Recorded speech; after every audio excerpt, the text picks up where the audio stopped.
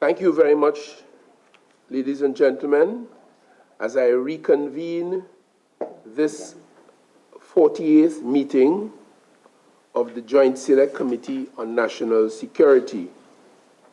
Let me begin, as we would usually do, with an introduction of the members of this committee, just before we ask those who are in attendance at that meeting to introduce themselves for our benefit and, of course, for the record. So starting over here on my left, I invite members to introduce themselves in turns. Good morning, Nigel De Freitas, member. Good morning and welcome, Nicole Olivier, member. Good morning, Rudal Monilal, member. Good morning, Gerald Ramdin, member. Good morning, Robert LaHunt, member. Good morning, Paul Richards, Vice Chair, member. And good morning as well. My name is Fitzgerald Hines, Chairman of this committee. Thank you very much. We are, as always, enjoying the benefit of the support of our Secretariat, led by Madam Jackie Sampson Miguel, and we thank you for your usual support. I would like, therefore, to ask, because we had invited the Organization of American States, international in its orientation, experienced, if only for that reason alone, in many aspects of governance and matters pertaining to the human family everywhere. So we have invited you to be with us via Zoom, as it were, and we would like, therefore, to ask you for our own sake and for the record, to introduce yourselves. But we are not. Hello, can you hear us? Yes, we can. Thank you very much. Can't see you, but we can hear you. Okay, we wanted to first apologize. We have some construction happening in the building, so if there's any muted noise in the background, it would be the construction. For the record, my name is Carrie Ann Barrett. I'm the Cybersecurity Policy Specialist within the Cybersecurity Program under the Secretariat of Multidimensional Security within the Organization of American States. My colleague.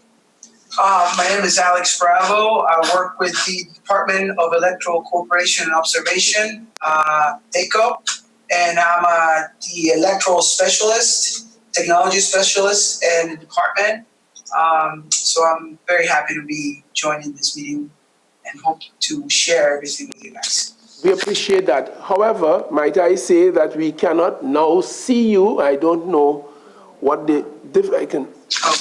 Has to be enlarged. In just a moment. I think they're here. Yeah. Yes. Go ahead. Yes, Oh. we are having sight of you now. Thank you very, very much. And okay, excellent. We have here as well two other persons who we invited from the police service and the cybercrime incident response team, and I invite you gentlemen to introduce yourselves. Good day, Amos Sylvester, Police Inspector, Trinidad and Tobago Police Service, Cybercrime Unit. Good morning, everyone. Angus Smith, Manager, Cybersecurity Incident Response Team. Thank you very much. We had invited Lieutenant Colonel Rambaran of the Trinidad and Tobago Defense Force, but he could not be here today, and I trust he will be with us at some stage in the future.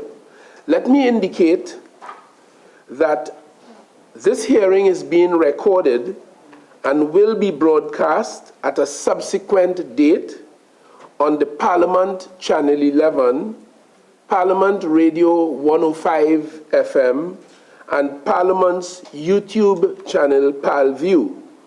The background of this inquiry is that during the period of September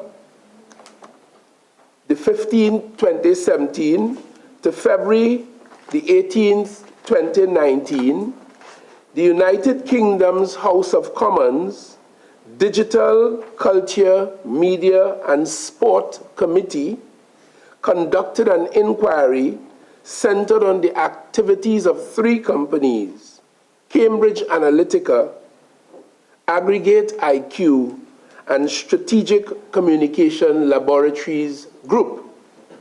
The primary allegations made during the inquiry were that these companies illegally collected and used individuals' personal information to create personality profiles for the purpose of targeting people with tailored information, whether true or lies, whether true or untrue, in order to influence their behavior in an election. The evidence presented to the House of Commons Committee, as aforementioned, alleges in plain terms that Trinidad and Tobago was among the countries affected by the activities of one or more of those companies. On April the 9th, 2018, a ministerial statement, together with a compilation of relevant documentation and materials, was presented to the House and referred to the Joint Select Committee on National Security, this committee, for our consideration and report. This committee has approached this inquiry with several objectives in mind. Essentially, to understand the nature of the allegations of interference or intrusion into the personal data of citizens of the Republic of Trinidad and Tobago by either or all of Cambridge Analytica, AIQ, as I call aggregate, aggregate IQ, and SCL. Secondly, to ascertain whether citizens' personal information was illegally accessed and exploited in any form or fashion. Thirdly, to ascertain the methods allegedly employed to access citizens' personal information. Fourth, to raise public awareness. And finally, to formulate recommendations for the larger Parliament to strengthen the legislative framework so as to prevent and prohibit such activities going into the future. The objective of today's hearing is to consider the dangers of cyber threats to democracy, especially in the context of electoral processes and the need to strengthen laws, procedures, and regulations, to consider our applicable local laws on data protection and data mining or harvesting, and to identify the gaps that may exist in such laws. I am told that we have lost sight of our guests from the OAS again. Yes, you're with us again now.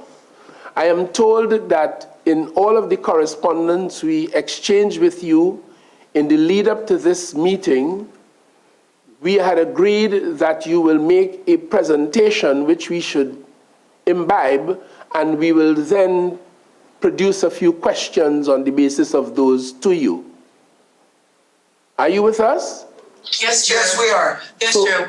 So thank you very, very much, and we now invite you to make the presentation that you have assured us that you will. Chair, we would probably ask that your tech person share your camera, because once we go into presentation mode, it seems as if you lose seeing us because Are you hearing me?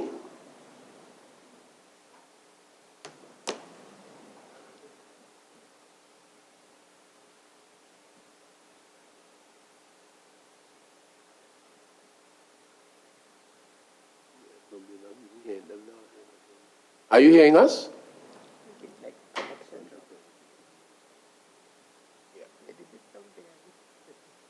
Come back.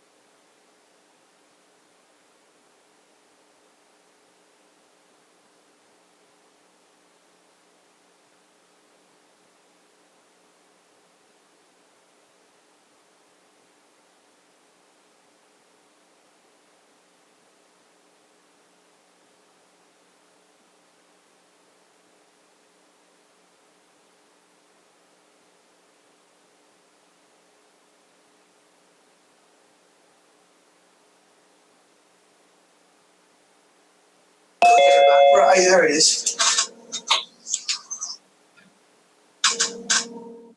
Tell them to share their camera.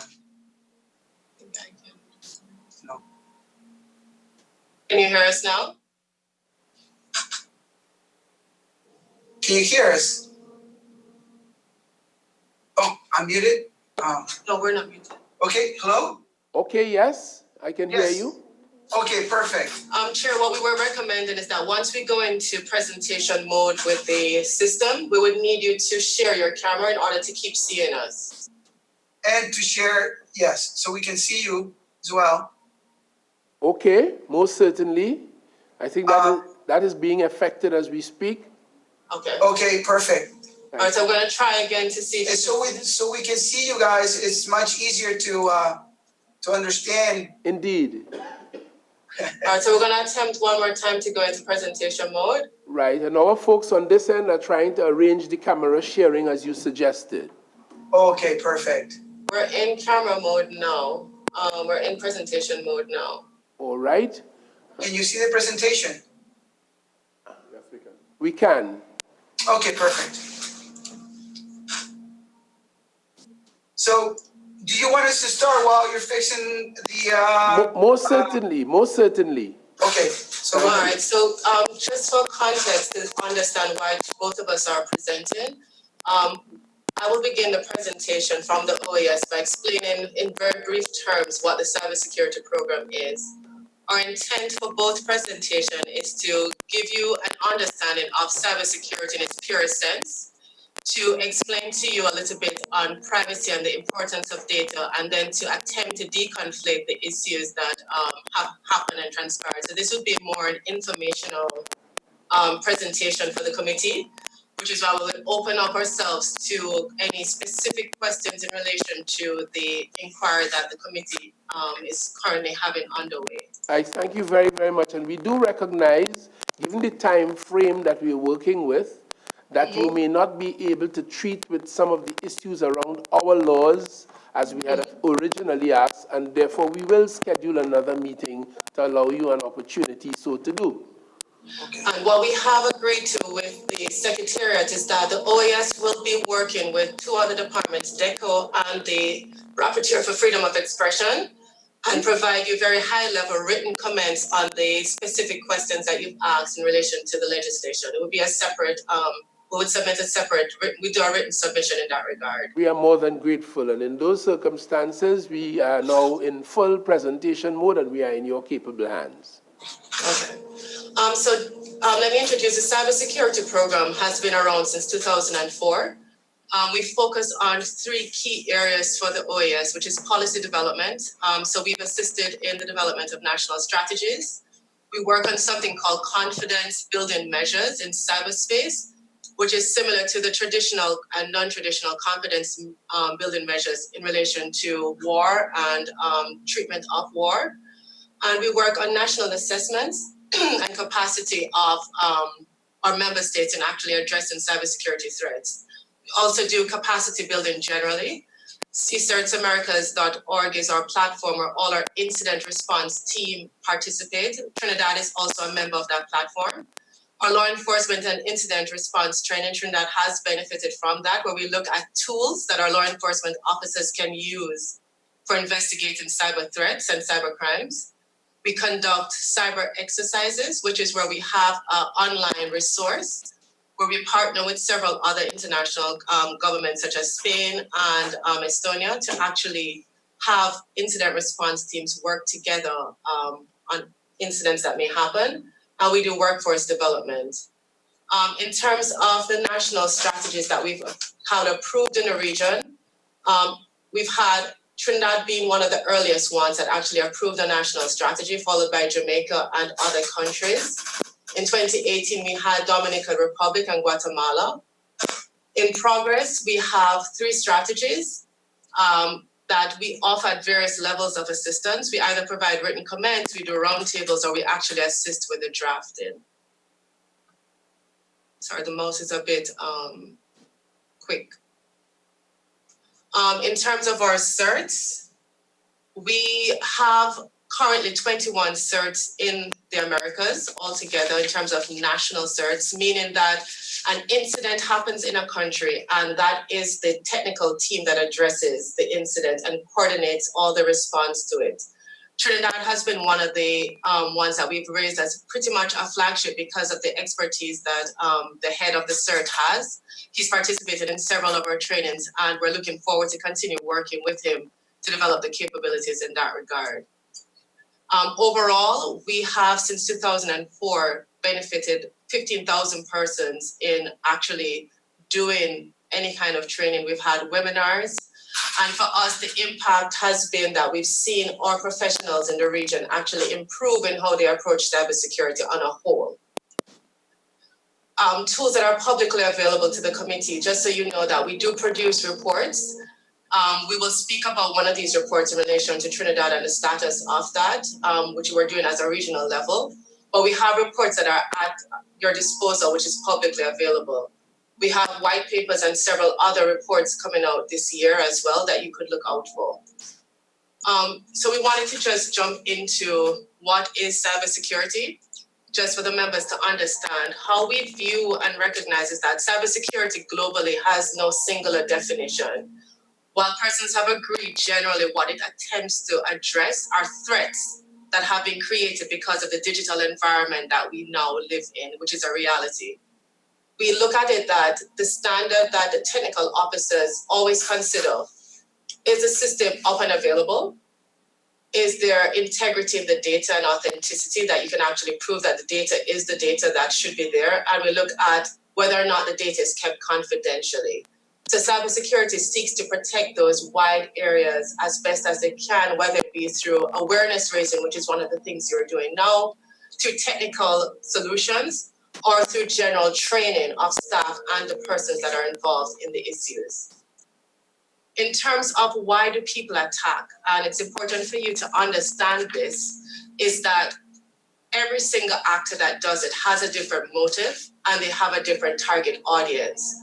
So for example, when you have a hacker, they're usually divided into white hackers, meaning persons that are actually testing systems, which they call penetration tests, pen tests for short.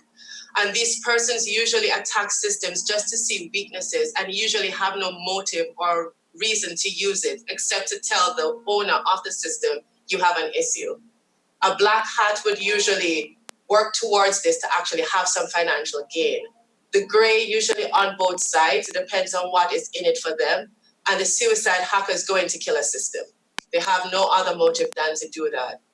So when you look at the other groups that are below this slide, the hacktivists, you can understand, will always have a political reason, some statement to make, whether it be gender issues, environment, whatever it may be. Organized groups have finances that they're actually trying to get at. And insiders are usually the persons that work within your organization. And they target all of us, from the financial sector, citizens, government on a whole, private sector, critical infrastructure, which for us and for many other countries globally have been thinking that electoral process is becoming and is one of our critical infrastructures that needs to be protected. When they do attack infrastructure, the attacks are usually sometimes at a very large scale. If you could remember in 2016 when you had a denial of service attack on many of the services that were up in the US, they can hack your grids, for example, your power grids. They can have hybrid attacks, such as what happened in San Francisco in 2016 as well, where they actually hacked the system. It was like a small rail system, and they actually hacked the system, and the systems were not operable, or they could cause physical damage to some of the systems that are there. I'm going to just move into just the state of cybersecurity in the region, so you'll have some context as to why this is important for you as well. We have a report in 2016 that is currently being updated for 2019. Trinidad and Tobago has participated in our regional survey to update this information. In 2016, the region generally, in terms of how mature are we to approach cybersecurity, was pretty much in a nascent stage. As it relates to policy and strategy, as you would realize, it's only Jamaica and Trinidad and Tobago that has, in the Caribbean, a national cybersecurity strategy. In terms of development, Barbados has started the process, and Belize, Dominica had started and has kind of fallen off. But as a region in the Caribbean, we have not progressed much in strategy development. In terms of technologies, we're still working on it. We have two main certs in the region. Again, Jamaica and Trinidad and Tobago have two of the strongest certs we have in the Caribbean right now. In terms of legal frameworks, a majority of our countries do have legislation in place, such as Trinidad does with your data protection law, your computer misuse act or cybercrime law, and we have legislation related to freedom of expression, etc. And overall, our legislative framework facilitates technology development. There's nothing in our laws across the Caribbean that suppresses technology development. In terms of education, it's not yet at a 2 because many of our countries do not focus on digital security as a career path. So our educational system has not been targeting that as something to go towards. In terms of culture, people are getting more aware because they're using more social media, but it is not something that is targeted as best as it can. Trinidad and Tobago is currently to be a beneficiary to a project that the UK has, just so you know for information, with an entity called Get Safe Online, where they'll be working with the government at some point, if they haven't approached you as yet, to actually help you develop an awareness raising campaign at the national level to improve or to add to what you already have. In terms of Trinidad specifically, when we did this study in 2016, you had actually gone closer to a 3 in terms of your policy because you had a strategy in place, which is a good thing. In terms of your legislative framework, the laws that you have in draft and in place, you are close to a 3 as well. Education is still lagging, but because you have UTT, for example, and some specific programs that actually touch and concern technologies, it's getting closer to a 3. And in terms of culture, recently when we did this, you had that awareness campaign that you were doing, especially before the search started, to focus on raising awareness on cybersecurity issues. This is very small, but I just wanted you to know the process that we're doing. We actually have done the same categories we did in 2016, and with the survey, we're updating the 2018 information. So the report will be published in 2019, but the content will be based on 2018 data. So this is just for your information, so you know that the process is underway.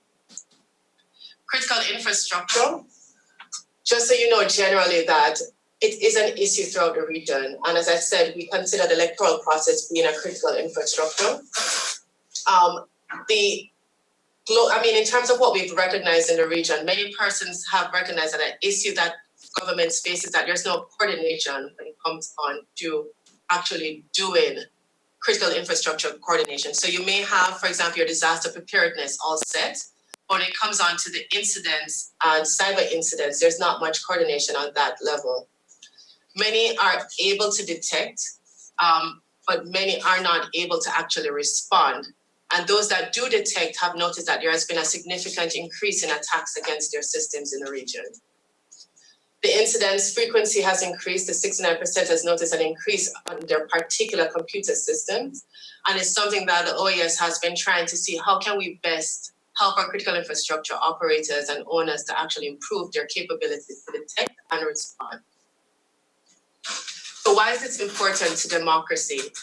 One of the things that the OAS stands for is that we think that the hallmark of democracy is our electoral processes, to be able to actually go through this. Transparency of information used in political communication is essential to actually maintain trust. We're going to speak a little bit about data and why data is important, but we will keep it at a very neutral level. But we want to ensure that you understand that it's not a matter of just the cyber attack, or we think about the cyber attack as against the system and what have they taken with that attack.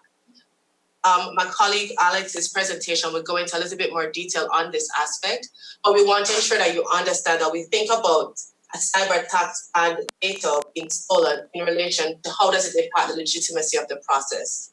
Cyber attacks can facilitate the distribution of this information, but Alex, when he speaks, is going to deconflate what is cybersecurity and how does this information actually impact this. It's two distinct schools of thoughts, and we want to ensure that we carry that message across. While one facilitates the next, they are not the same.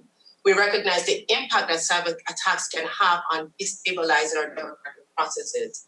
And we want everyone to understand that we look at cyber attacks as a disruptive element to the democratic process.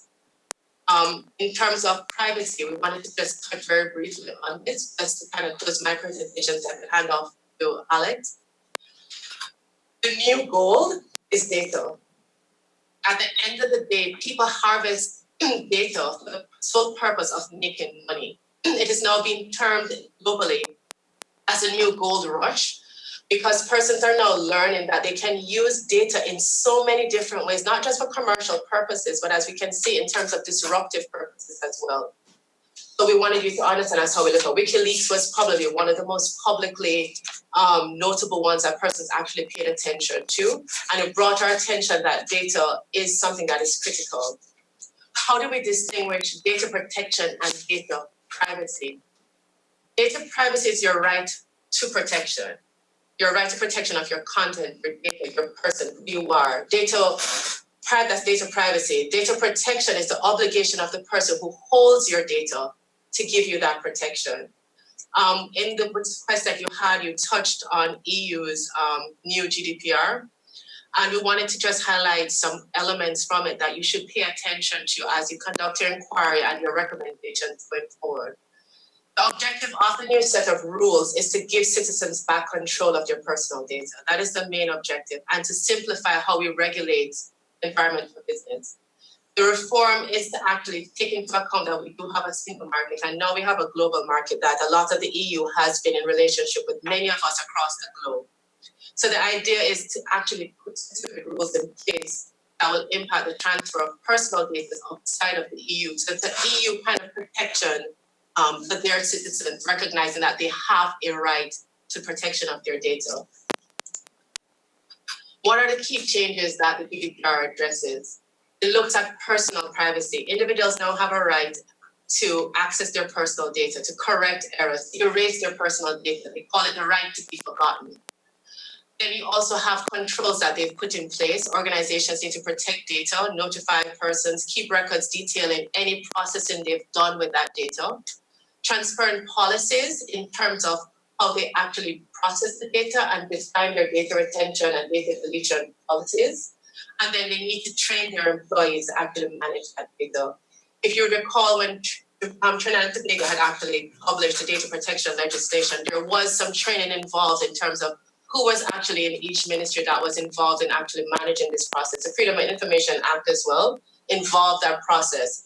But the access and then the protection, we have to just make sure we think about that. An example in terms of how elections and data and how the US has addressed that, we're going to probably try to share with you this document that was done by an institution called the Center for Security in the US that actually does research for them. They did an election scorecard for the 2018 election, and they discussed campaigning, what were the cybersecurity issues identified there, voter registration management. And Alex has a presentation that he'll explain this chain of events pretty much, not for the US, but generally in terms of why these are interconnected for cybersecurity. And on that note, I will end my presentation so I could hand over to Alex. I would probably recommend, just for time, that we probably do both presentations and we'll take questions together at the end, if that is okay with you, Chair. Kerry? Yes, sir. Thank you. Okay. You have to click, don't use the mouse. Okay. Yeah. Okay, so, well, it's, let me please say that it's an honor to be here with you and to be sharing the information that we have gathered throughout the years in DECO. It's important that you guys understand what we do and how we do it, so that we can dig a little bit more in depth into cybersecurity and the democratic process. So let me begin with introducing what we do and what our mission is. Basically, we have the principles of the Charter of the Organization of American States, and those are the two guiding documents that guide our mission as an observation when we go and observe the country's democratic process and election, or when we do technical cooperation with one of the electoral management bodies. Moving on, this is our cycle process, the electoral cycle that we use. We use methodologies that we apply on the electoral observation missions. There's different types of methodologies. We'll see a little bit more ahead. We develop recommendations based on what we observed in the electoral cycle. And then based on the countries willing, we could help them, based on the recommendations we give, we can help them solve those problems, and with that, we spawn into a technical cooperation. Oh, sorry. This. Get the mouse. Yes. I'm gonna use the mouse. Sorry about that. This is basically, we started our observation missions in 1962. We have over 268 missions deployed in 30 different countries. Basically, we observe local elections, presidential elections, parliamentary elections, and we are been doing this we have deployed over 2,281 observers. The size of the missions depend on the different types of elections that we're observing, and also on the budget that we have available for each mission. These are some of the methodologies that we deploy. There's a group of specialists. I usually occupy this. I use the technology electoral specialists, but we bring specialists from different countries that to share different experiences and to observe the elections and to be able to improve or better off your job in the future. These are some of the methodologies that we have. They're all published in the OAS website, and you have access to them. You're welcome to look at them. This is basically what we've done in 2018. We observed 12 elections in 9 countries. We had 2 electoral delegations deploy in St. Martin and Antigua and Barbuda. And this is what we've done so far. We deployed 360 observers on all those missions. This is basically the structure of how we structure our missions. Basically, we have the Secretary General on the top of the OAS, and then we have the Secretariat that I work for, which is Strengthening Democracy. We have the DECO Director, and then we usually have a Chief of Mission, which is a permanent. Renowned political figure. It could be a vice president, a president, a ministry. It all depends on the type of mission and the availability of that person. And that usually accompanies deputy chief, which is a person from our department that helps them with all the administrative and political attaches that the mission may encounter. Okay, so what do we observed? Basically, we observe political integration by gender. We observe the gender equality, ethnic minorities, voting from abroad, person with disabilities. We observe the electoral process, equal access to the media, electoral organizations and technology, electoral justice, and other specialties that we may be observing, like political financing, etc. Electoral integrity, political and electoral financing, electoral violence and security, government intervention. We also do technical cooperations. We have done almost 30 technical cooperations in 14 countries, and they deal with the different topics like quality management and certification of the electoral process. We have conducted several audits in the electoral registry in different countries.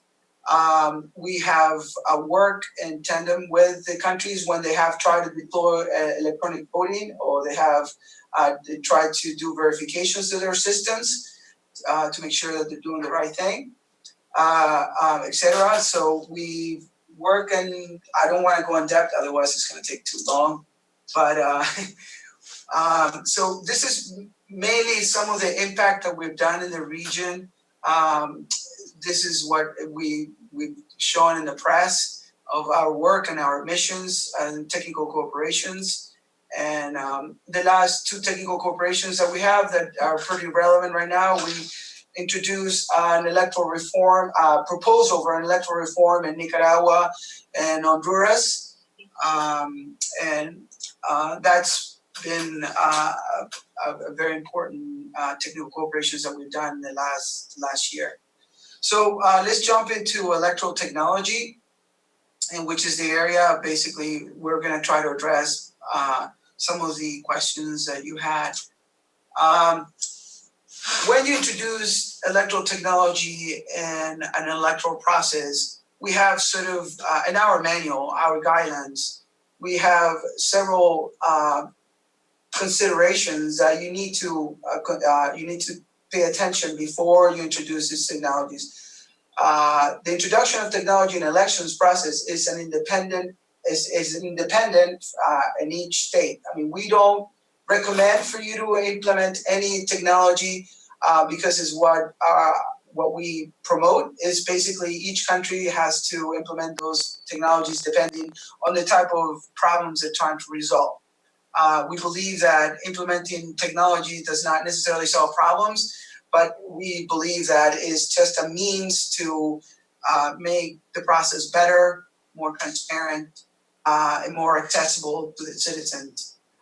This also is very important that all technology that is introduced is well regulated and is well addressed on that it guarantee transparency, accessibility to the political actors, and regulated by manuals and guidelines indicating its implementation and administration. It's important that the political parties are in tandem with the implementation of this technology and they understand why they're being implemented and what issue are they trying to resolve in the electoral process. We also think that it's very important to be very careful with borrowed technology and to see what third-party solutions where the electoral organizations tend to be hands-off, and it shouldn't be that way. It should be a very supervised and understands the responsibilities of the third party versus the responsibilities of the electoral organization when it comes to specifically when there's problems. It also is very important that there's a well understood training session, understanding what this technology is going to do, and not only to the electoral organization, but also to the political parties. How is this going to influence the electoral process? This is the point. Each phase where the electoral technologies is used, again, guidelines and procedures need to be present to understand specifically how they're going to influence the electoral process. If you are considering the implementation of an electoral technology, security is a must. Otherwise, it will be a very little incentive to implement that technology if it's not secure and if it's not providing a faster and more efficient way to do a traditional process that is perhaps done manually.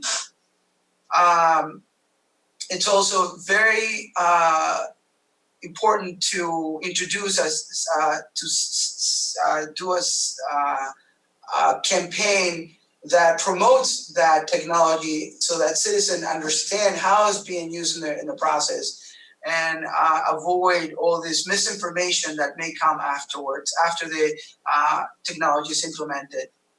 And that it comes to develop a communication strategy. So as you introduce this technology, a communication strategy has to go in tandem, it has to go in parallel, and perhaps go first before the technology is implemented. Okay, so here is how we view as DECO cybersecurity and the electoral process. we think that cybersecurity depends much on the type of technology that you're implementing in the electoral process and how this technology is affecting the democratic process. So instead of seeing as a global cybersecurity with many aspects, we first understand what type of technology you have incorporated in the electoral process, and that technology, how is being secure.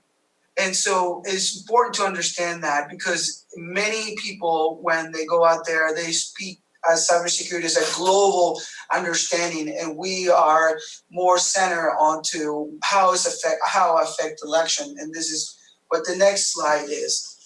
This is how we see the potential vectors where security may be an issue, affecting the databases where the voter registration goes on, how political parties are being registered, and the oversights of election campaign.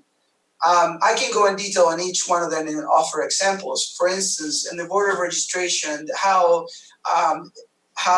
you're cleansing the voter registration, that means the death that happened during the year, how you're keeping the voter registration updated, and the registration of political parties. You may have an online registration for the political parties where they have to present documentations, etc. And if those websites are not available to those people, you're providing a denial of service to political parties, and perhaps they will not meet the deadlines.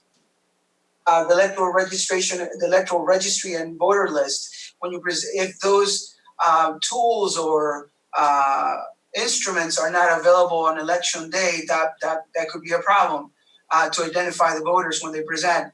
The electoral boundary divisions. Sometimes we use, some countries use different types of software to actually do the boundary divisions.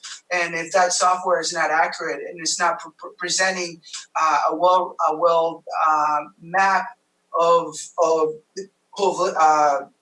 population, demographics, etc., statistics, you may not be drawing the electoral mapping in a correct way. Now, let me just stop right here and say that unfortunately we have not had the pleasure or the opportunity to observe elections in Trinidad and Tobago.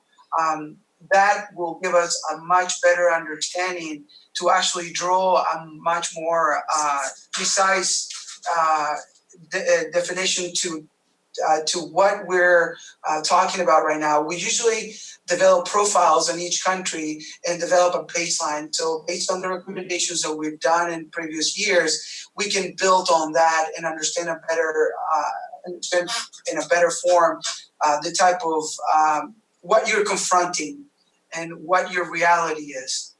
Let me go on with electoral organizations. Sometimes countries have different types of systems they use, technical systems they use to deploy the electoral material, where they keep track of how the material is being received, they track how it's being distributed, etc.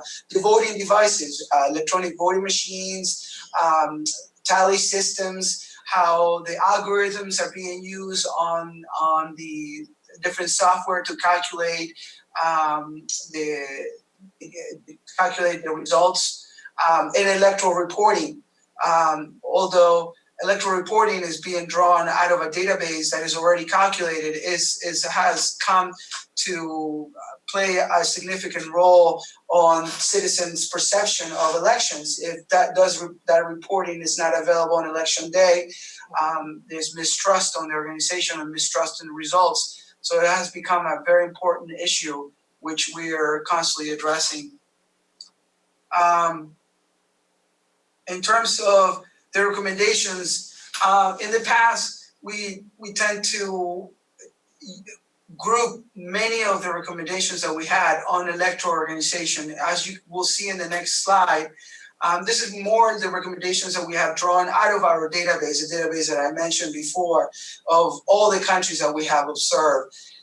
It's deceiving, the fact that we have technology here and it only represents about 4%. But if you could get to the next slide, you'll see that on the next slide, under electoral organization, which is most of our recommendations are drawn, we include the electoral registry there, keeping up the databases, understanding the security that needs to be going into the electoral process, the electoral administration, how candidates are being registered, and having those website available. We have a lot of also on election day, people trying to consult the electoral list to see where they need to vote, and those systems being affected by a denial of service. Well, basically, the electoral organization is not gauging how much consultations we're going to have that day, on election day, and not being proactively thinking how to expand their systems to be able to serve citizens. We have tried to address issues based on the reality of the country. We understand that the recommendations that we have to do, they need to be viable, and they need to be have high impact on the country. And here, once again, it comes to recurrent. We keep track. We create a baseline on the country, and we try to help them based on different steps. We don't try to jump. We try to work with you and be part of the process with you to be able to strengthen the democratic process, and in this case, the electoral process. So we try to work with you based on your reality, based on your resources, and how to improve that. And then we also keep track of what you've done in the past to better your system, to better your process.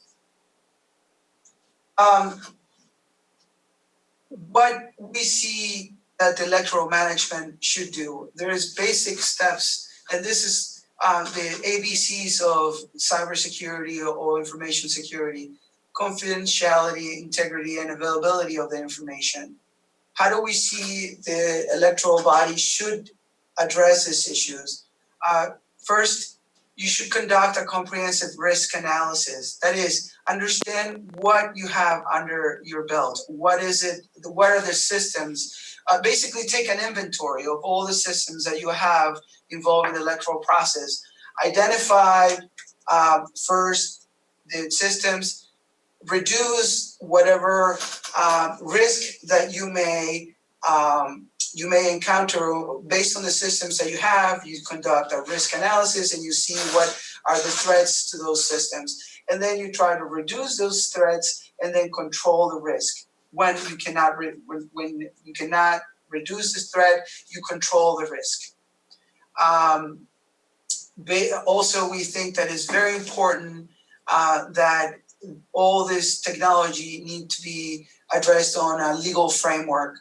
We see many times that technology is being introduced into the electoral process, and there's a huge gap in the electoral legal framework, and does not necessarily address, or the technology being introduced does not necessarily follow the legal framework, and that becomes an issue. Let's say electronic voting machine that does not produce an electronic ballot, paper evidence of the citizens' voting intention, and that becomes an issue when you have an electronic voting machine that does not produce that evidence, and it's in the law, it stipulates that that evidence needs to exist. We also believe that the electoral authority need to start building relationships with not only the citizens, but also with other agencies that may offer and complement the work that they're trying to achieve. Government office, information security authorities, legal and international affairs. If by any chance cybersecurity becomes outside the country, transparency is key. All this needs to be communicated to the citizens and public. And all the efforts that are being made needs to be clearly, transparently transmitted to the citizens, the political parties, and all the relevant actors are part of the electoral process. And once again, technology is not always the answer to all the problems in an electoral process. Electoral organizations tend to throw sometimes technology there to solve a problem that is not necessarily a technology issue, but it may be a political issue.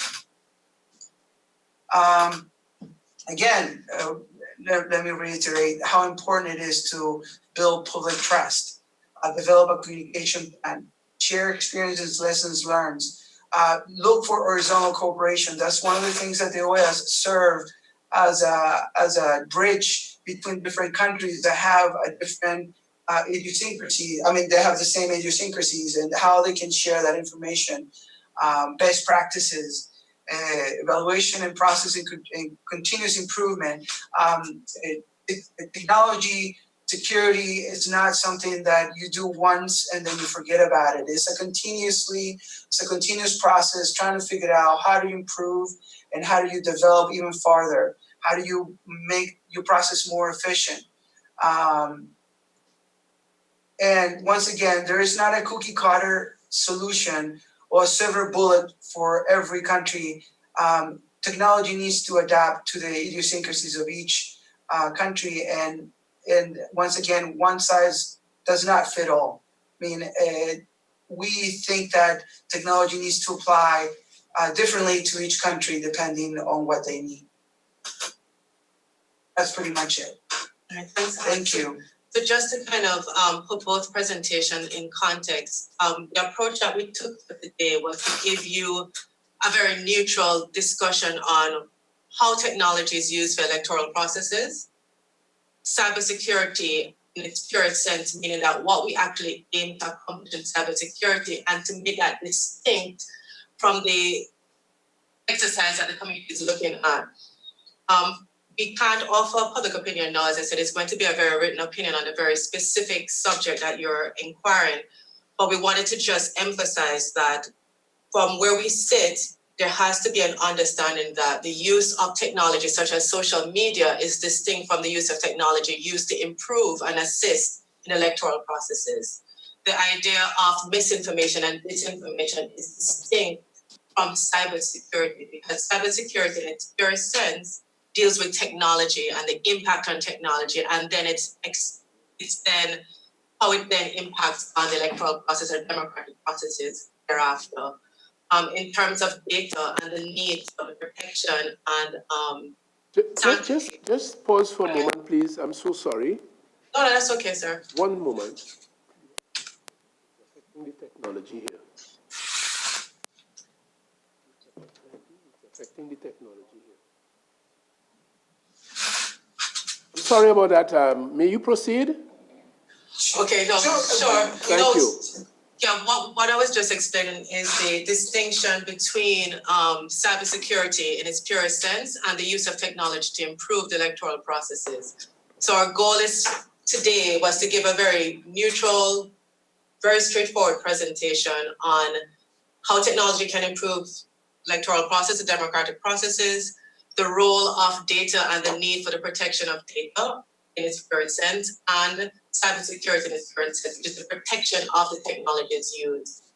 The subject that is being looked on by the committee in terms of disinformation, misinformation, and how that impacts on the democratic processes and the access to personal data and how that is used to actually target citizens in the democratic processes is something that is a whole, it's a subject that is being researched and looked at daily right now, because it's a new phenomenon in terms of how data is now being harvested. I think it's the first in history that we have the ability to access so much data on so many persons at so many different times in their lifespan that we can actually create individual profiles of individuals online to target information.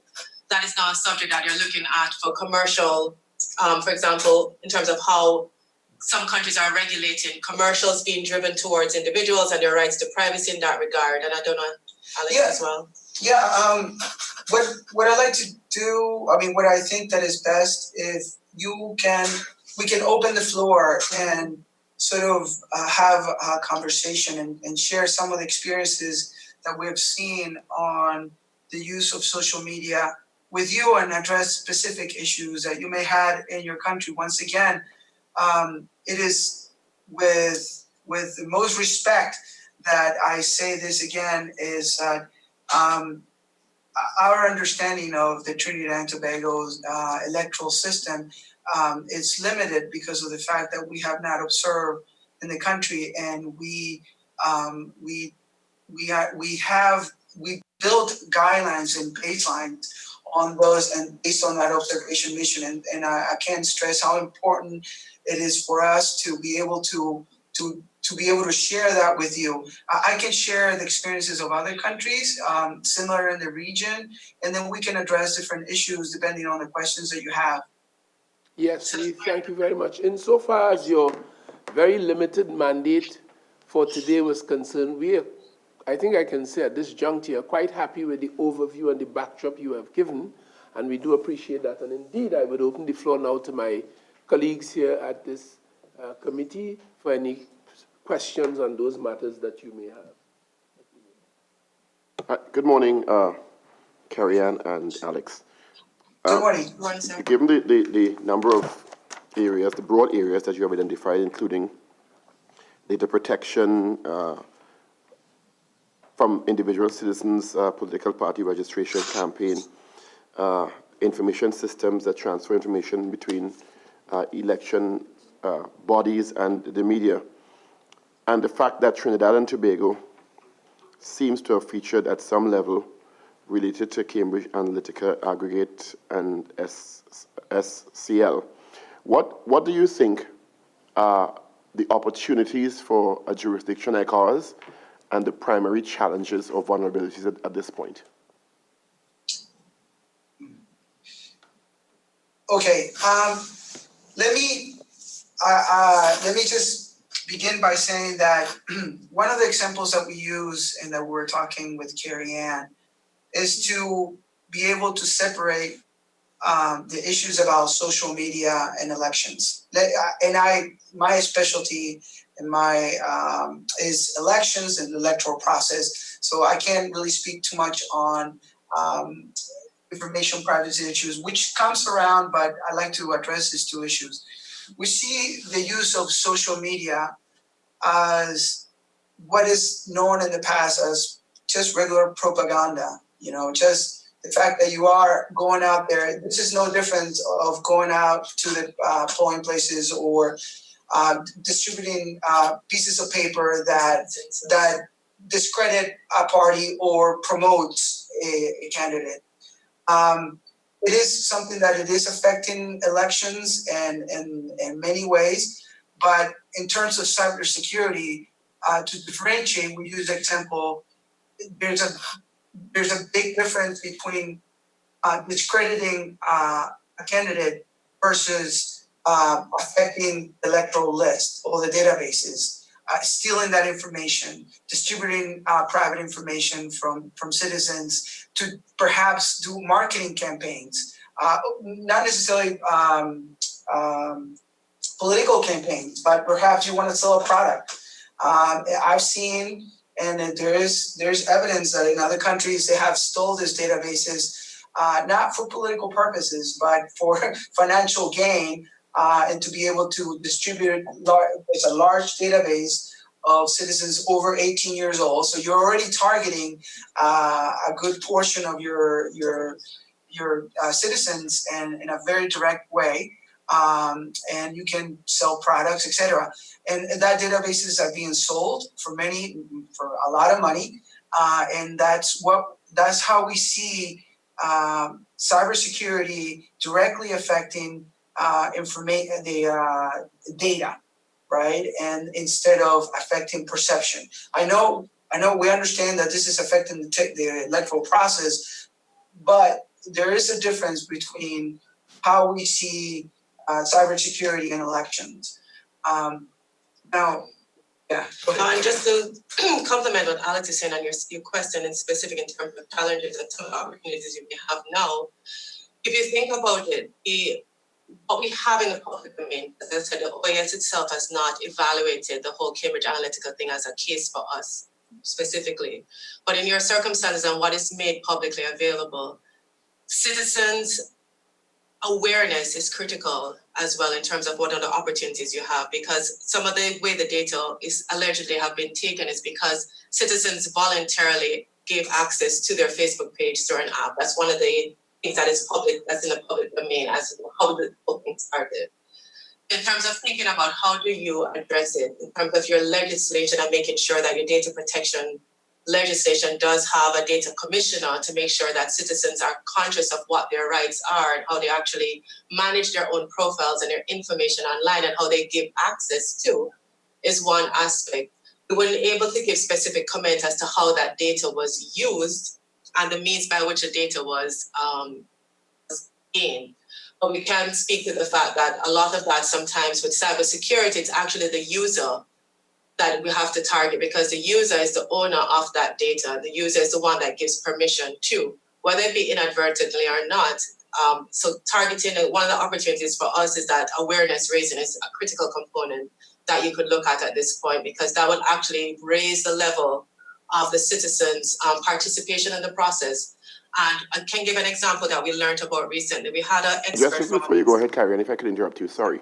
Yes, sir. There are two issues that I hope you can disaggregate here. One is the issue of our not fully proclaimed Data Protection Act and the data confidentiality issues that are being explored, as opposed to the impact of messaging on a particular group or population, and the lack of a definitive scientific impact outcome on that, because there are mixed views on how impacting those messages are or are not in a particular group. And how do you disaggregate that from a cybersecurity, cyber threat perspective? Because there are two different issues there.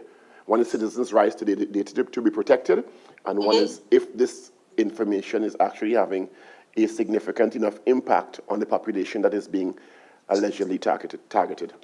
I will hit the cybersecurity part, and Alex will hit the other ones you had. You remember that we have to decide, did a cyber incident actually occur or not? So from that perspective, was there a system that was actually penetrated, that had security measures up, that was penetrated and information stolen through that? That is something that would actually help you to distinguish whether a cybersecurity incident or threat occurred. A threat only occurs if there is a system in place, whether the data is stored somewhere, with measures put in place to actually protect it, and then someone intentionally breaches that to get to the data. So from the cybersecurity perspective, just based on what is publicly available, the committee will have to think about it through the investigation from that perspective. One, to eliminate whether that cybersecurity issue is distinct from data protection, privacy. Cyber incident, did it occur? Was there information that was taken, not just from unwillingness of the citizen, but penetration of a system? Yes or no? Eliminate it, then move on to the data privacy, data protection issues. Alex? Yeah. Okay. Let me ask this question. When you talk about like the citizens' right to data protection, you're talking about specifically to the data stored on the database of the electoral registration of the citizens? I'm talking, through you, Mr. Chair, about the citizens' right to, one, the data being protected, and who has access to that data, even if the threat may not be from outside, but the conditions under which the repository of that data shares that data, or that data is breached by some external entity. Okay, within the electoral process, I understand that there's an electoral, and again, I'm sorry that I don't have the reality of Trinidad and Tobago right in front of me, but for what I understand, the data that you guard and that is under your responsibility, it is, for instance, when citizens register to participate in an election. Is that correct? Am I correct on that? Not necessarily. I'm talking specific. Let's move it out of the political realm for a neutral conversation. Oh, okay. Someone's data that could be used for political or commercial use, and the person's right, based on the legal framework in any jurisdiction, to have that data protected and not moved or shared without their express consent. Correct. Again, my specialty is in electoral law. So an electoral process. Usually how data is being shared, which in the electoral process typically is a database of citizens that have registered to vote, financial information about the political parties and registrations of political parties, etc. In the electoral process, usually those are addressed in the electoral law. And there are specific to how that data is being shared and how it's being distributed. For instance, in many countries, political parties are allowed to review and check the electoral rolls to make sure that the citizens are, registered correctly in the right district, etc. And they are allowed to that data. Sometimes that data is partially disclosed to them and not all entirely. So, for instance, if the person's date of birth, perhaps phone number, etc., are not shared, but the name of the person and the district where that person is voting, so it's partially shared. So that they don't publicly disclose all the information. So that is all stipulated in electoral law. When this is not present in the electoral law is when things start not going the right way, is when usually the electoral organization, the political party requests that information or an entity requests that information to review it with the pretext of reviewing that information, and then they use that database and then distribute it and they sell it so that they can do marketing or political campaigning or whatever other use they may give to that information. Now, that is on the electoral process. So the absence of an electoral law that addresses how to protect that data, it is what is, I don't know whether that is included in your electoral law or not, but it's something that we always, the first thing that we do when we come into a country, when we observe or we do a technical cooperation, we do a revision of the electoral law and understand what are the gaps that may be there, and then we present recommendations on how to fix them. Well, I have noted that you, Alex, that you impliedly expressed some regret about not having an opportunity to come to Trinidad and Tobago. In defense of Trinidad and Tobago, it may be because we've had very successful elections and acceptance of results over many decades without too much difficulty. But now we have a new phenomenon here, so we are happy to hear from you as we too grapple with, and we now have to decide if we identify issues, whether we need to improve our electoral law to deal with this kind of issue. Before I go any further, I just want to indicate, for the purposes of certainty, that you all are guests in the room and you are free to ask questions or to intervene as you see fit. Do you have any intervention at this juncture? All right, lovely. Now, Kerry, I was particularly interested in the dichotomy you set up between illegal access to a person's data and in the sense of their volunteering it, in the absence of sensitization when it comes to the election, so that we already know sensitization of the electorate or the people in the country is very critical, because they may be unwittingly giving information, personal and private information, which can be used to target. So I do appreciate that. I want to just put on the table that, for example, Facebook, as a very popular and expansive application around the world, and no less in Trinidad and Tobago, they are now, Facebook that is being sued by different persons because in the context of the experiences that the world have had, they have now had to admit that they shared involuntarily people's data, private information, with others who may have used it in different ways. So it's that kind of thing. So we already know that sensitization of the public is very, very critical here. Yeah? Yes, sir. So is collaboration with other institutions.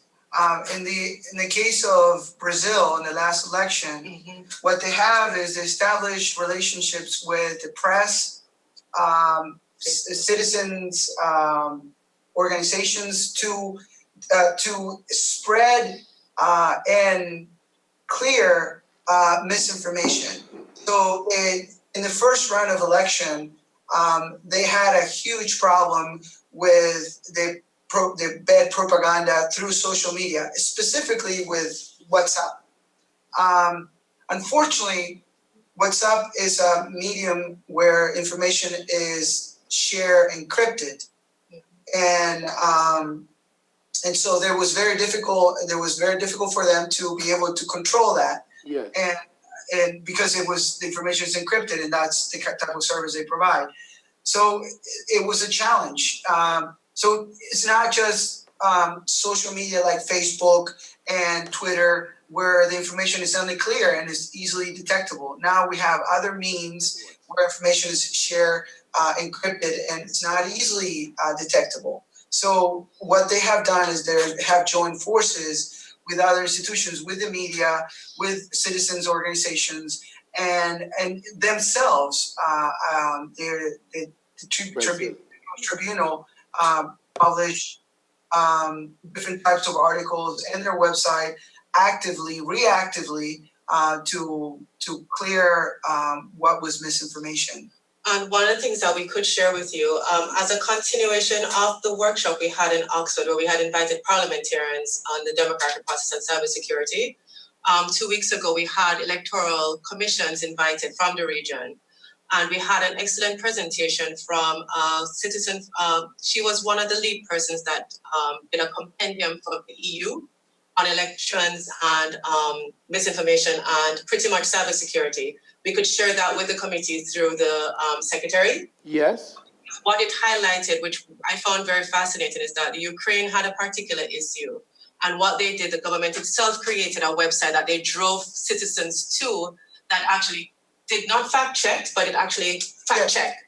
Yeah. So what it allowed is, one, we're talking about sensitization in citizens being aware of how to manage their own data. Yeah. Recognizing that many apps that our citizens use have interoperability with other systems. So for example, you may want to sign up for a grocery app, but the app says, give us access to sign up through your Facebook login. So it eliminates you having to type in information. You just give them your Facebook login. But that in the background, your Fiber gives access to your entire contact list. Go ahead, sir. Let me just ask a quick question before I allow another colleague to come in. In the example of the Ukraine you just gave, they practice e-voting? No, it's a mix. No, they don't. No. I think that what I like to do, now that you're interested on that part and sharing experiences, the Atlantic Council yesterday, they had a meeting that actually dealt with social media, and there's a very, very good document that addressed social media and elections in the region, that is Brazil, Colombia, and Mexico, and how the media, social media affected elections, etc., and what countries are doing it. And it's a very thick document that what I'll do is I will, it's publicly available, and we'll send you the link so you can read up on that. And they actually take case studies within the three last elections that we had very recently. The Ukraine example is a little bit more far behind. This is more recent. And remember that this is changing every day. Yeah. And so you will get like really fresh information on what is being done and how Brazil actually dealt with all these issues. And the reason why we raise Brazil so often is that while they do have e-voting, not all the countries that we talk about have e-voting. The particular interest that Brazil did is that Brazil, because of how large the population was, they actually had WhatsApp groups which was publicly available, which is not a phenomenon known globally. And they were driving a lot of political messages through that group. So that actually changed, I think, the populist views on a lot of things. So that became it's a very good case study for you to look at. Before I allow Dr. Monilal to put a question to you, which he has indicated that is coming, I want to just ask Alex, insofar as the Brazil experience, when you say they cleared up, that's the Elections Commission in Brazil had to do the clearing up with the encrypted issues? Yes, they did. The problem is that what we're seeing is that the electoral organizations are now reacting. They're not. I mean, they're reacting.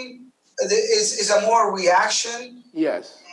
And rather than we're prepared for it. Yes. And so in the first round of election, they were reacting towards this social media phenomenon, and they were trying to figure out ways to resolve this. And it's an interesting case because it was in the first time that they were confronted with social media actually affecting how elections are being perceived through citizens. They were showing YouTube videos of the electronic voting machines being tampered with and throwing out results. There was a whole harvest of misinformation being developed in a matter of weeks or days. And they had to react towards this. So one of the things that we learned from this experience while we were observing is that they joined forces with the media, with social organizations, citizens organizations.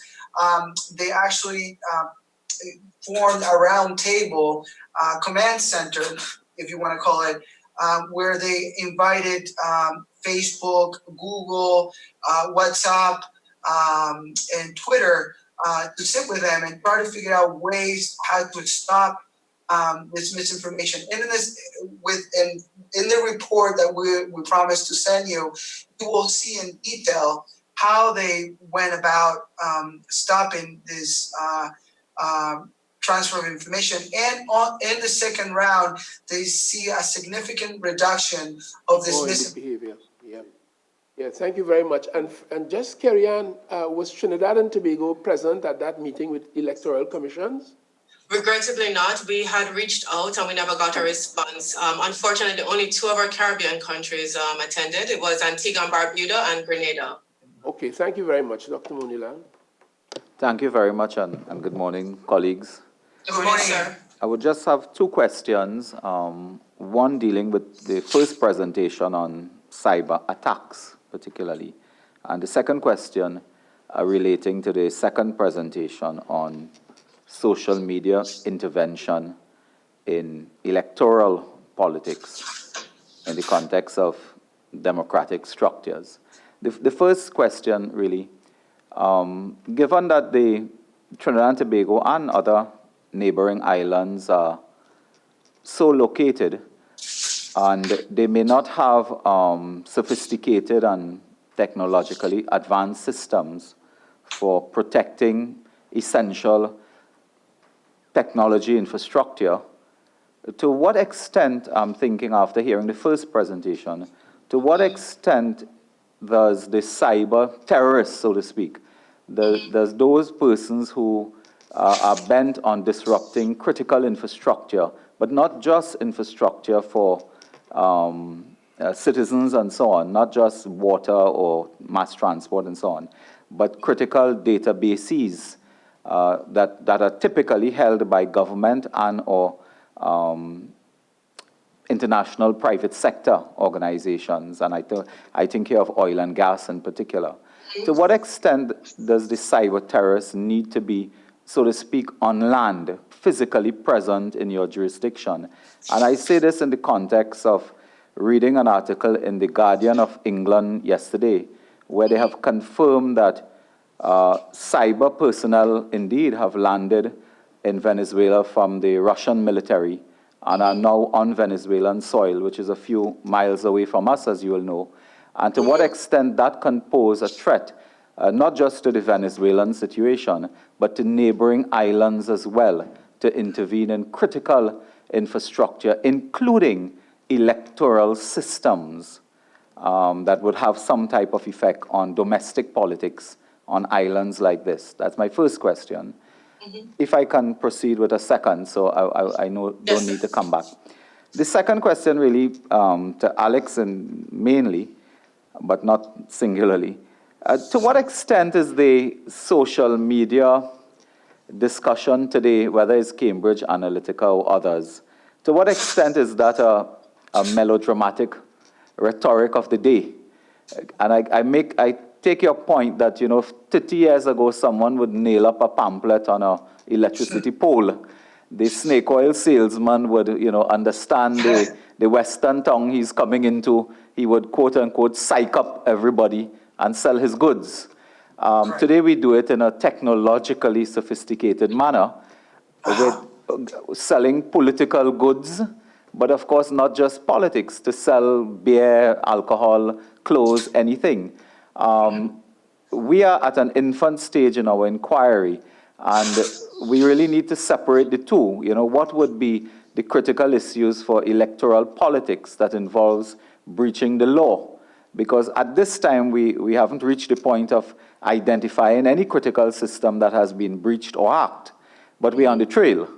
To what extent, would that be touching the law or just the modern technological advancement of sales, of advertising? So today you have, psychoanalysis and psychographics, data mining, when these are, the end product of traditional advertising, whether it's Coke is it, or in the Caribbean, a beer is a Carib.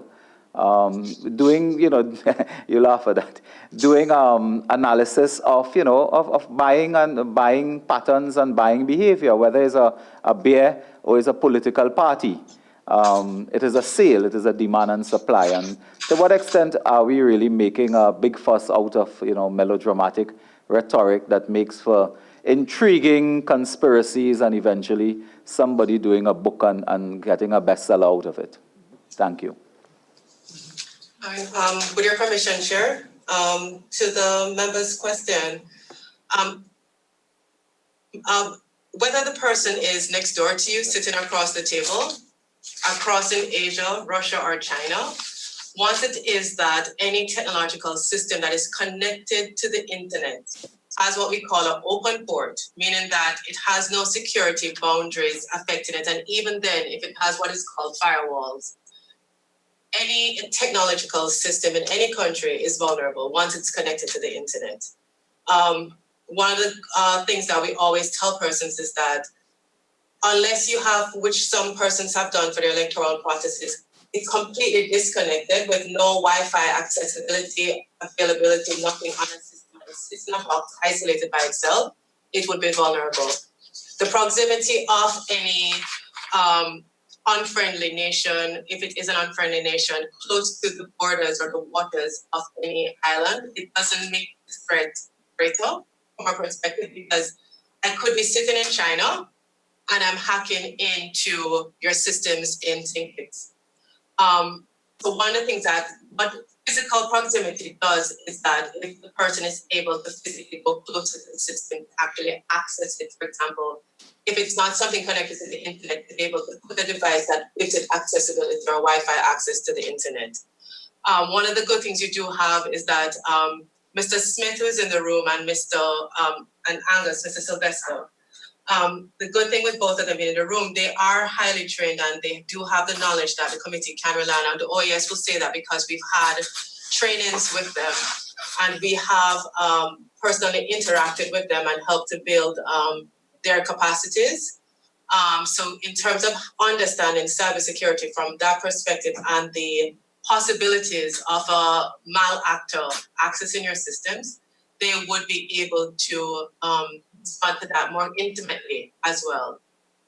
Alex just had to just step out for 2 seconds just to, I think he had another meeting. I think he just went to let them know that he'll be here shortly. Thank you.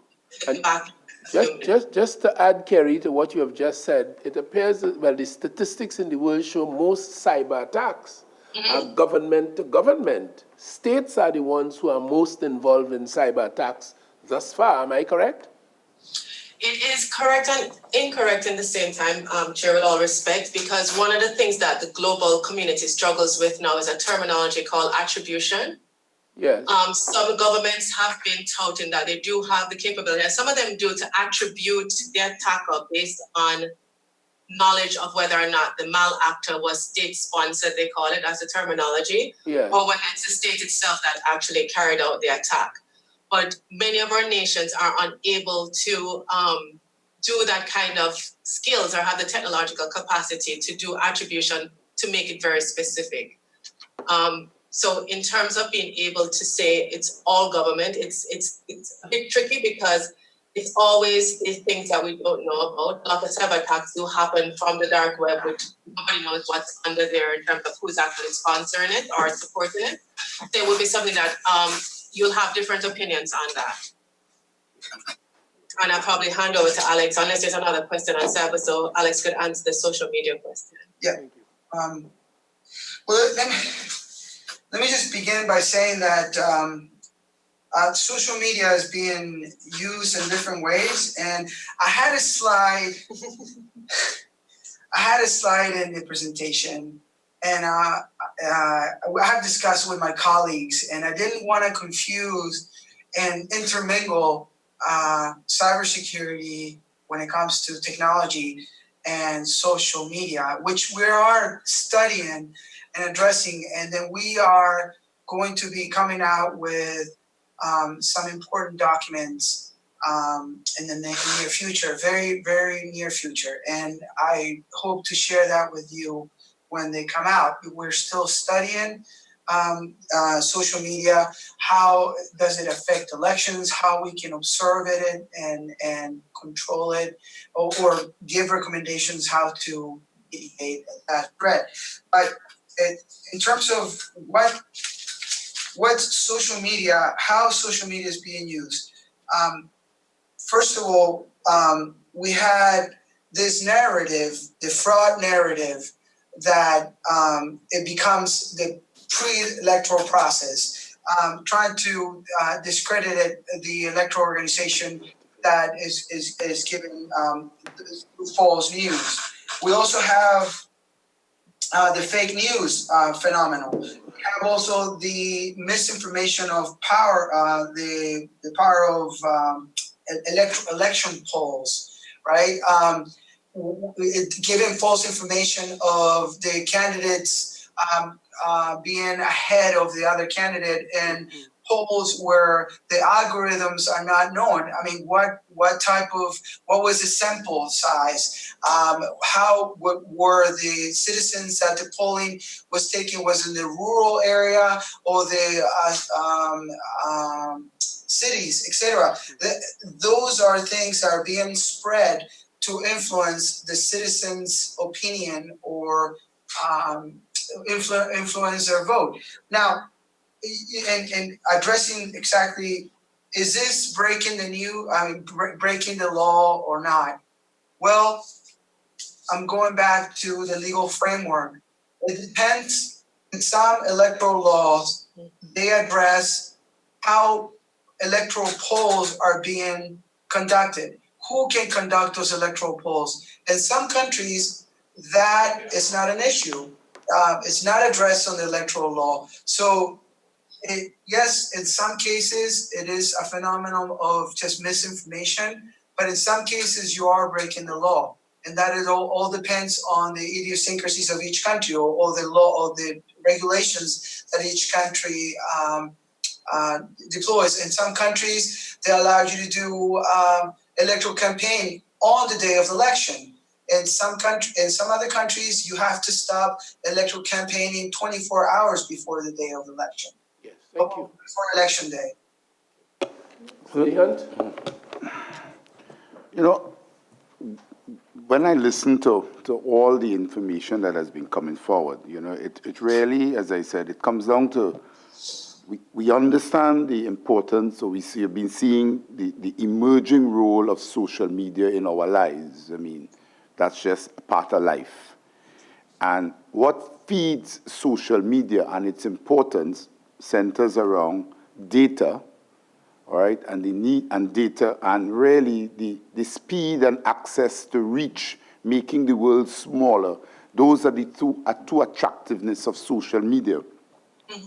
Now, data then, I mean, I don't think you can't, how that data, that if you want to reduce, minimize that impact, that data then becomes a very important element.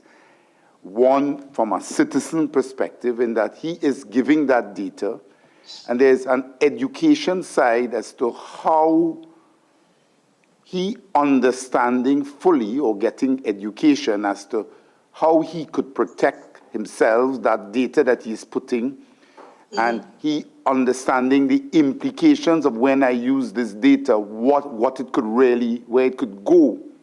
And that's an education. But there seem to be, and the examples of how people have been responding in that sort of education campaign is critical. But there also seem to be a role from a legislative perspective of how you protect people from themselves, to the extent that, yes, I gave the data unknowingly, not understanding. There's a certain amount of, when I give it, security things that I need to sign or you need to get. So there's role for governments and legislation to protect that aspect. I mean, and what I would like to get is good. Yes, I see what has been happening in Brazil and that type of reactive type of information, but I would like to get from the OAS the sort of trending that has happened in other parts of the world from a legislative standpoint to try to help to at least let people understand, or the legislative side of the education, so that we could protect, or at least ensure that the data that is there is going to where it's supposed to, because that's where the cybercrime aspect sort of comes in. And I'm not sure, I'd like to get a little bit of understanding or better examples of the legislative side of what is out there, what are some, or have you all been putting out guidelines or recommendations as to some of the types of legislation that is really needed to protect that data, both from the user side and even the host, like Facebook and other institutions who have gathered that data? What are their responsibility in giving it out without certain amount of assurances and protections? If your question is finished, that aspect of the request from the committee is what we are going to submit in a written response. It's difficult to do that through presentation. Okay, all right. And there's a need to consult with our rapporteur on the freedom of expression on anything touching and concerning citizens' privacy and rights. So we have a petite committee that we'll establish that will involve DECO, org section, and the rapporteur on the freedom of expression. And we have done this in the past for the Parliament of Trinidad, where we've submitted very high-level written comments. And we will get that. We're going to try and put that together in the next 2 or 3 weeks. But we have the schedules have coordinated. All the parties have been challenging, which is why we indicated to the Secretary that we would not be able to address that during this presentation. Okay, all right. Hi, good morning again. Yeah. Go ahead. Yes, I'm just trying to figure out, in relation to the electoral process and electoral laws, if you have encountered anywhere the thought process that, given the advancement of social media and therefore the access to more information of people, whether they've thought about the process by which political entities utilize information. So let me just be more specific. you may find that prior to the advent of social media, the amount of information that a political entity would have to be able to campaign with may have been limited to an address and a name and a national ID. But with social media, they're now able to access a whole lot more information. So, in your experience, have you found any breaches in electoral law whereby political entities would have gone beyond the normal amount of information they would have had access to during campaigns? Yeah. Let me begin that I'm an engineer, so I'm not a lawyer, and I have my colleagues they do they do more of the policy and electoral laws, and they can address this in a much better and exact, precise way, and we'll be happy to share that with you. But let me say that the phenomenon of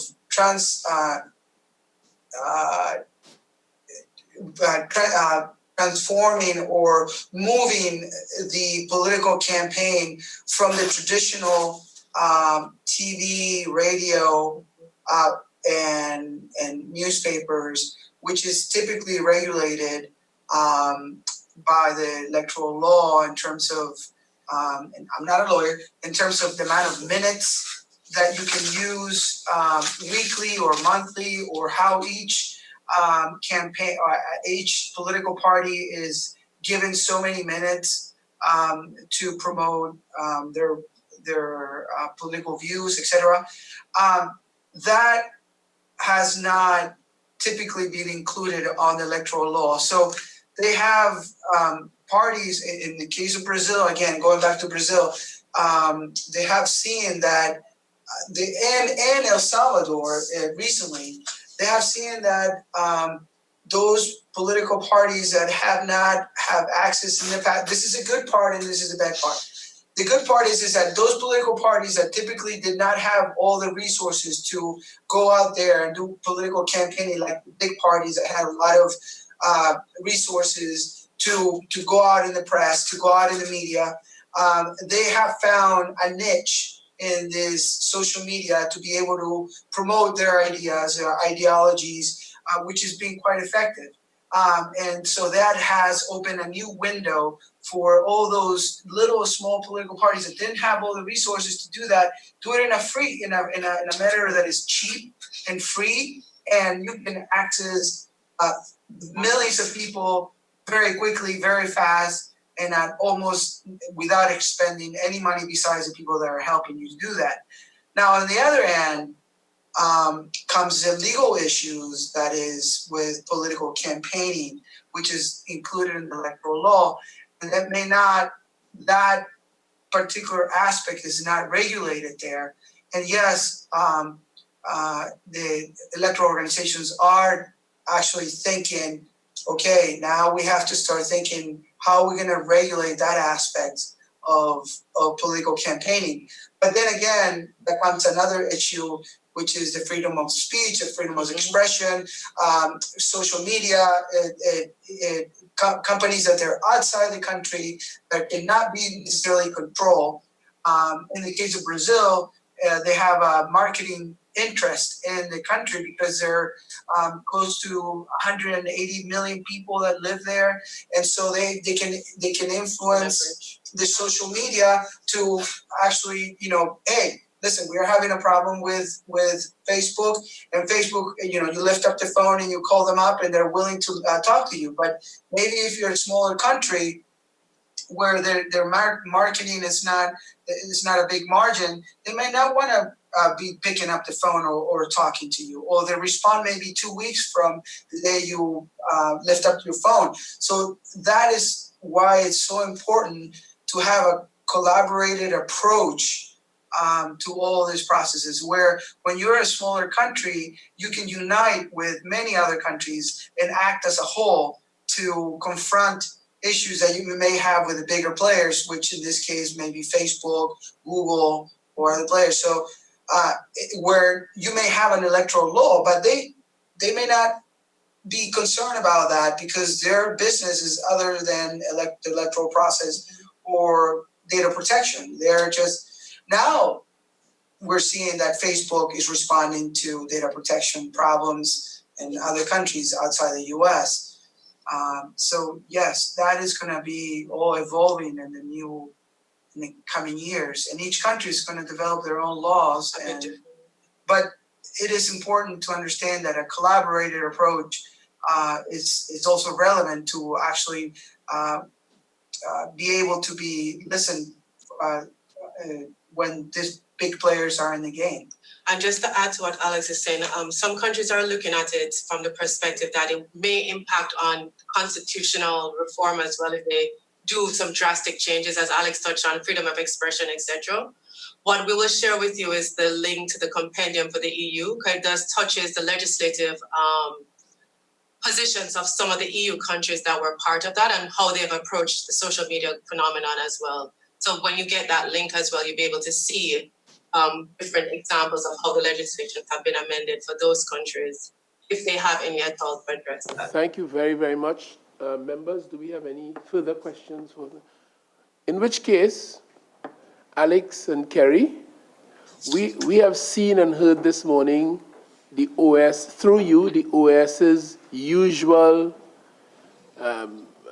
proclivity, if I may say so, to be of great assistance when we call upon you. And for this, on behalf of every member of this committee and the people of the Republic, I would like to thank you very much for your intervention this morning. We really benefited greatly from your comments and from your experience, and we would like to thank you for that. We do look forward to your written submissions, which would treat with the specific issues that we had asked you to comment upon. And we are prepared to accept that in another 2-3 weeks, as you promised. And we would like to put you on notice, with your kind leave, to be with us again after we receive and ingest the contents of those comments. We would want to interface with you again in respect of that specifically. So for the moment, on behalf of this committee, we would like to thank you very, very much and wish you a happy day.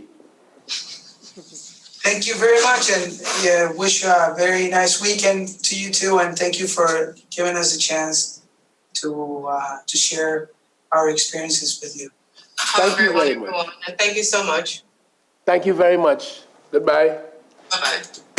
Thank you. Now, thank you very much. Mr. Smith and Mr. Sylvester, we would learn in the course